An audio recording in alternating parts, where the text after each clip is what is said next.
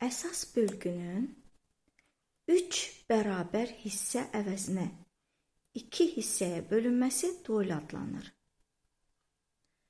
Dual elə bir şərti bölgüdür ki, kvartol kimi 3 təktilli, 3 paylı, 3 hissəli ölçülərdə olur.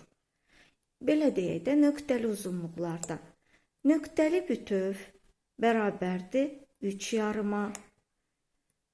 Amma dual kimi 2 yarım göstərəcəyik. Nöqtəli çərək bərabərdir, nöqtəli yarım bərabərdir 3 dənə çərəyə. Amma biz xəyalən birini silib azaldacağıq, çərəklərdən birini. Əgər əsas bölgüdə çərək 1 və 2 və 3 və gedirsə, burada 1 və 2, sonra və 3 və də ikinci notu uzadırıq, oxuyacağıq. Demək ki, 3 hissə əvəzinə 2 bərabər hissəyə bölünməsi, yəni böl 3 çıx 1. Bu olur dual. Gördüyümüz kimi, əsas bölgünün 3 bərabər hissə əvəzinə 2 bərabər hissəyə bölünməsi dual adlanır. Nöqtəli çərək 3 8-likdən ibarətdirsə, 2 8-lik kimi yazsaq və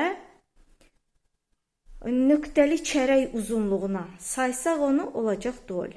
Burada nümunədəki kimi nöqtəli yarım 3 vəyə sayılırsa, biz 3 vəyə cəmi 2 dənə çərək sığışdıracağıq. Demək ki, çərək adi çərək 1 və uzunluğundan daha artıq olacaq. 1 və 2 olacaq.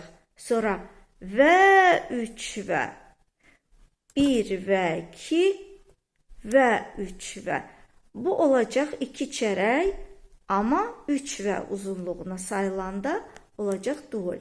Əsas bölgünün 3 bərabər hissə əvəzinə 2 bərabər hissəyə bölünməsi dual adlanır. 3 paylı 3 dilim tortumuz var idi, amma qonağımız gələcəkdi, özümüz 2 nəfərik. Qonağımız üçün də 1 dilim tort artıq almışdıq. Həmin o dilimi, artıq olan o 1 dilimi biz bölürük 2 yerə və 1 dilim yarım hərəmizə tort düşmüş olur. Bax, dual budur.